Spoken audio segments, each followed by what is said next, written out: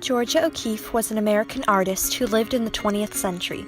She created over 2,000 pieces of artwork in her lifetime, mainly consisting of paintings of enlarged flowers, skyscrapers, and landscapes of New Mexico. She is often referred to as the mother of American modernism.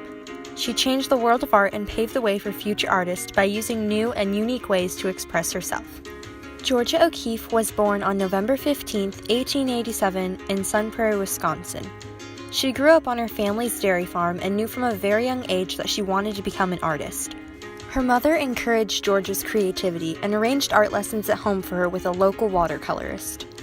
Growing up on a farm, Georgia O'Keeffe developed a fascination with nature which continued to influence her artwork throughout her life. As a young adult, Georgia O'Keeffe studied art in New York and Chicago and learned techniques for painting in the realism style.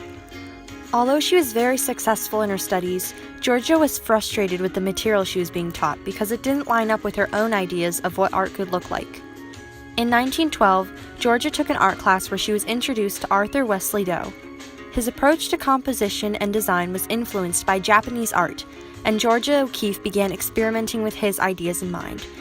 She started with natural forms, such as clouds, ocean waves, and plants, and simplified them into abstract combinations of lines, shapes, and color.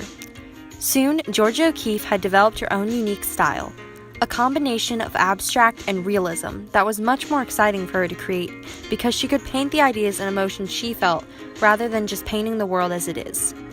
Later she said, "I found I could say things with color and shapes that I couldn't say any other way, things I had no words for."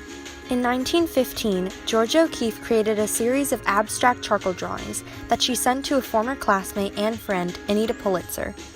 Anita took the drawings and sent them to a famous photographer, Alfred Stieglitz, who then proceeded to exhibit 10 of the drawings unbeknownst to Georgia.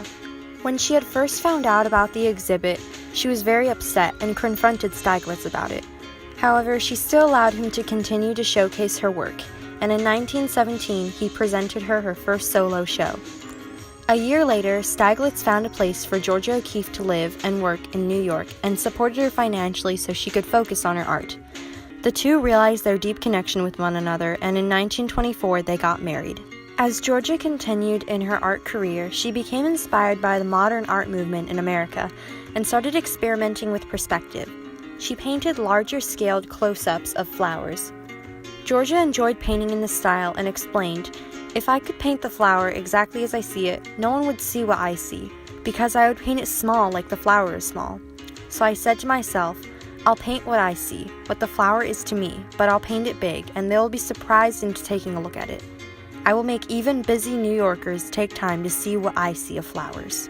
In 1946, an exhibition of her art was held in the New York Museum of Modern Art. Georgia O'Keeffe was a very accomplished artist, especially for a woman, because in that time being a professional female artist was not really considered to be an option.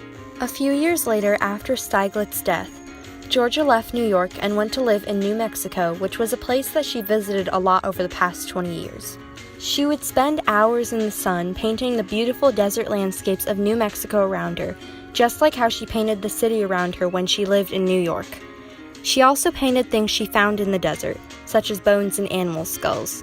Many people who saw these paintings saw an underlying theme of death, but Georgia found beauty within the skulls she painted. And just like how she was fascinated by the small details in flowers, she was fascinated by the small details in animal skulls. These paintings later became iconic. On March 6, 1986, Georgia O'Keeffe died in Santa Fe, New Mexico. In Georgia O'Keeffe's later years, she suffered from macular degeneration, a condition in which the light-seeing nerve tissue at the back of the eye, known as the macula, deteriorates. It is the leading cause of irreversible vision loss in people over 60. Even with her failing vision, Georgia continued to create art with the help of assistants and wrote a book titled Georgia O'Keeffe, which later became a bestseller. "I can see what I want to paint," she said. "The thing that makes you want to create is still there." Georgia O'Keeffe was a free spirit who changed the world of art by pushing creative boundaries and expressing herself in new and distinctive ways. She opened the door for female artists and inspired later generations to try new things, even though it may be difficult or intimidating. Georgia O'Keeffe herself even said, "I have been absolutely terrified every moment of my life. and I've never let it keep me from doing a single thing I wanted to do.